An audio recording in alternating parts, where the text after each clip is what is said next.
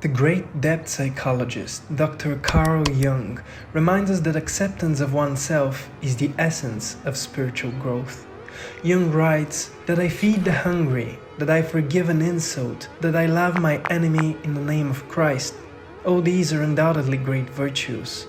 But what if I should discover that the poorest of all the beggars, the most impudent of all offenders, the very enemy himself, that these are within me, and that I myself stand in need of my own kindness, that I myself am the enemy who must be loved? What then? As a rule, the Christian's attitude is then reversed. There is no longer any question of love or patience.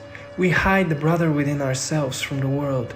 We refuse to admit ever having met this least among the lowly in ourselves.